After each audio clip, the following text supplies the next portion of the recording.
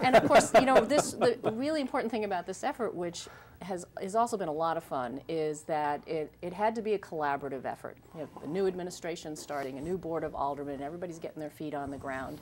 And there's a lot of work to do to bring all these pieces together: an energy action plan, a vehicle purchasing policy, and you know, laying out our zoning requirements for business in our community.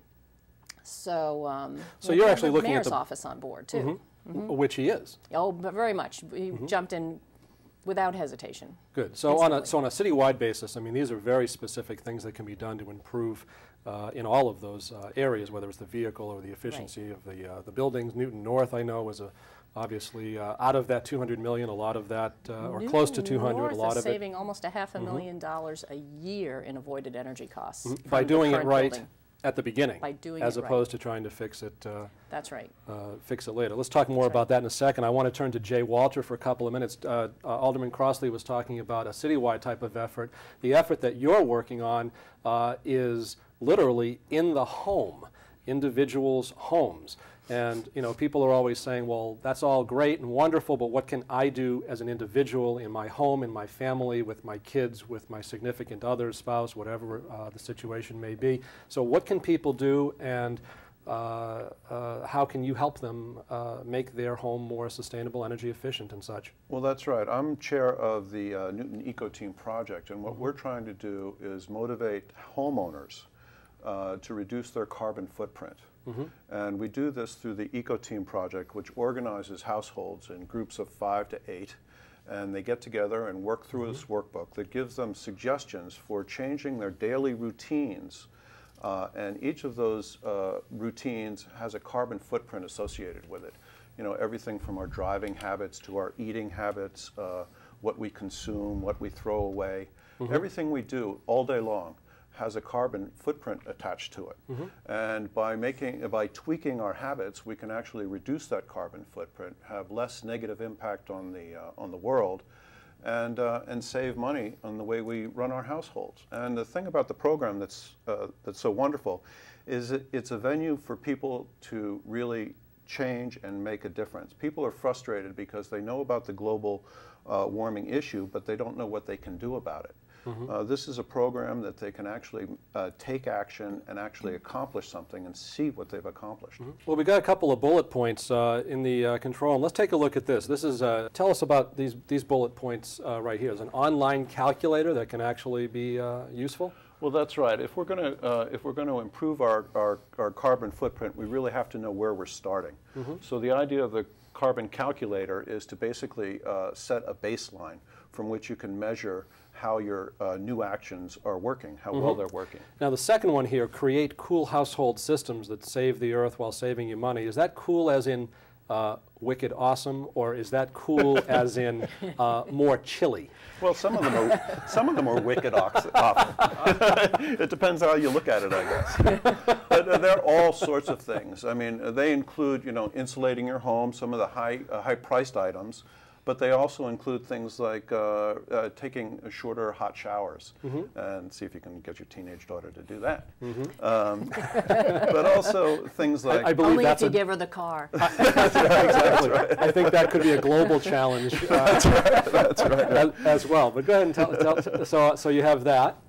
Yeah, and so we look at all things that you do throughout your household, your water usage, reducing your water usage, lowering your thermostat, lowering on your heating. Well, just a few degrees can make a huge difference. It can make a huge difference. And also we can do a lot to control our electricity usage, turning off appliances, using power strips to reduce phantom loads, cleaning the back of your refrigerator, the condensing coils in your refrigerator. Your refrigerator is a huge energy glutton. And so many people, they buy a new refrigerator, and what do? They throw their old, inefficient refrigerator down in the basement, right, to keep the beer cold. And I think they do that in Needham. In Newton, it's a little bit different, I hope. Not so much. They run, but you'd be surprised how many households have empty refrigerators in their garage that are on all the time. Right. And they can be increasing their energy usage by 5%, you know, just because they've got an empty refrigerator. Right. Well, show us hold this workbook up that you have here, or this. What is this exactly that you have? That's perfect. Just hold it just like that. This is the workbook that an eco team would work from, and it's full of. It goes chapter by chapter. And it talks about different routines that we deal with in our daily life, and it has a checklist. So you go through it, and you check off the things that you can do. Not everybody can do everything, but you check off what you can do, and hopefully you pick things that are a little challenging. And the idea is that by working with a team, each team helps its members accomplish these things. You know, we could just post this on the web and just ask people to go to it and do it. But what we found is by working with a team, the team really helps each other. Is it a neighborhood project in some cases? That's right. Well, we combine, we've gone to, we have partnering organizations. Faith Community is a big partnering organization, churches and is that something that Marcia's involved with, reaching out to those communities and individual organizations? I was going to say that, you know, there's 50 congregations in Newton. And if every congregation put together, let's say, 10 teams of 5 people, that would be 50 households per congregation. And we're all working to reduce their home energy consumption. Right. And so times 50, let's say you don't even get 50, but we could easily get 1,000 households if the congregations would participate. And the commitment is pretty small, and it makes such a significant difference. The commitment is only meeting 4 times with a group of people, and maybe for an hour and a half to 2 hours, and people discuss what's in the book, and people bring their own ideas too, and sometimes they something pops up that's not in the book, and somebody else goes and researches it, and they come back and they share, let's say, how to cut down on junk mail. And it's not something that's so serious. People get together as if it was, let's say, like a book group. You know, you can go off topic, but essentially you stay on this. We try to keep you on topic. Right, but it's often, it can be self-led, and so anybody can do it. You don't have to be. The power of it is the community. You know, getting a group of people together, working on this together, really makes a big difference. It empowers everybody to do it, and they can really see that they've accomplished something.